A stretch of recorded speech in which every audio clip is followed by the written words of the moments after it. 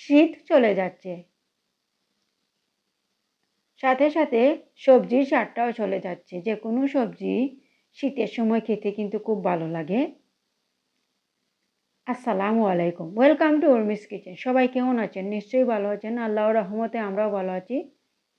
সিমগুলাকে কেটে নিয়েছি, কেটে নিয়ে ভালো করে ধুয়ে নিয়েছি রান্নার জন্য। আর চিংড়ি মাছ দিয়ে সিম রান্না করব, সেজন্য চিংড়ি মাছগুলোকে পরিষ্কার করে নিয়েছি আর ভালো করে ধুয়ে নিয়েছি রান্নার জন্য। বিসমিল্লাহির রহমানির রহিম। চুলায় পাতিল বসিয়ে দিয়েছি আর পাতিল গরম হয়ে গিয়েছে। এখানে দিয়েছি সরিষার তেল,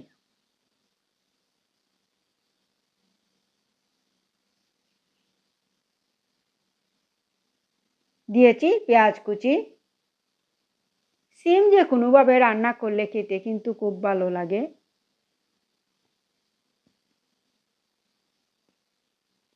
দিয়েছি স্বাদ মতো লবণ।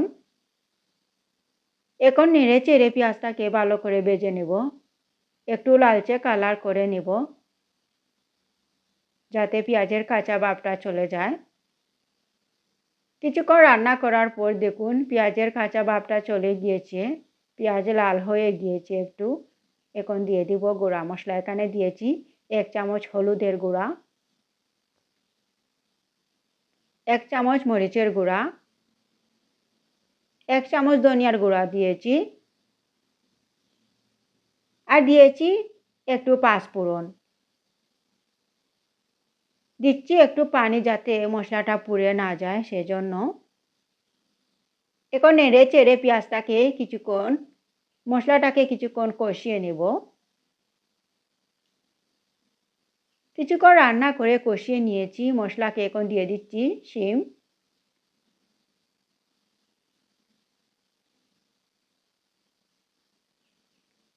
শিম দিয়ে উল্টে পাল্টে দিচ্ছি, নেড়ে চেড়ে দিচ্ছি, মশলার সাথে মিশিয়ে নিচ্ছি।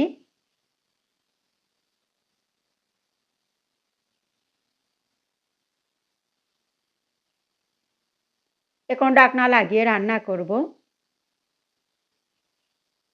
এখন দিয়ে দিচ্ছি কয়েকটা কাঁচামরিচ, 2 ফালি করে কেটে নিয়েছি। কাঁচামরিচ দিয়ে আবার নেড়ে চেড়ে দিচ্ছি।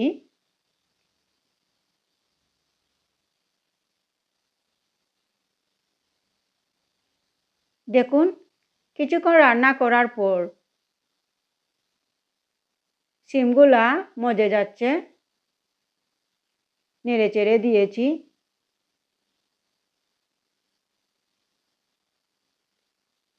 এখন দিয়ে দিচ্ছি চিংড়ি মাছ।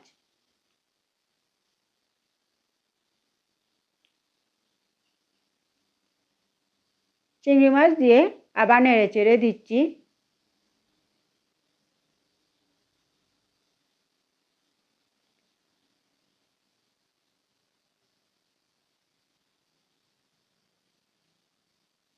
এখন ঢাকনা লাগিয়ে রান্না করব। চিংড়ি মাছকে কিছুক্ষণ কষিয়ে নিব। কিছুক্ষণ কষিয়ে নিয়েছি, নেড়ে চেড়ে দিচ্ছি। এখন দিয়ে দিব ঝোলের পানি।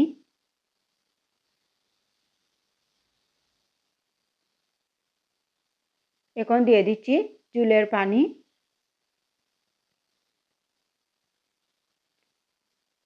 ঝোলের পানি দিয়ে নেড়ে চেড়ে দিচ্ছি।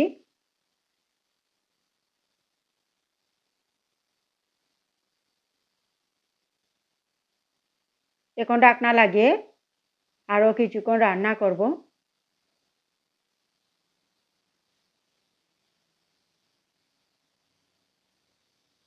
আরও কিছুক্ষণ রান্না করার পর আবার নেড়ে চেড়ে দিচ্ছি।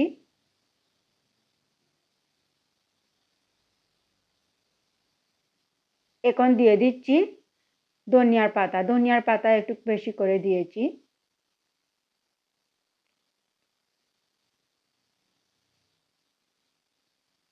ধনিয়ার পাতা দিয়ে নেড়ে চেড়ে দিচ্ছি। আর এই ঝোলটাকে একেবারে শুকিয়ে নিব।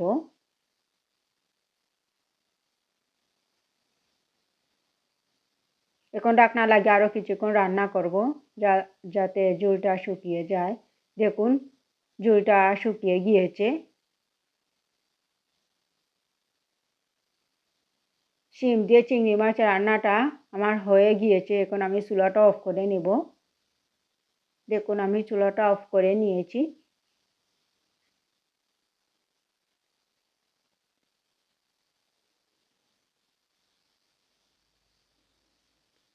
দেখুন কতটা মজাদার হয়েছে আর ঝোলটাও শুকিয়ে গিয়েছে।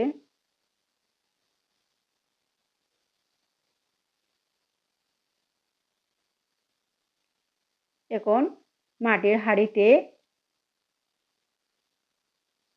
পরিবেশন করে দেখাবো কতটা মজাদার হয়েছে।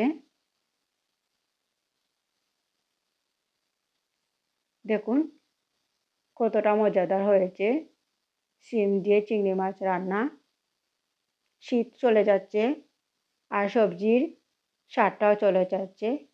সবাই ভালো থাকবেন। আল্লাহ হাফিজ।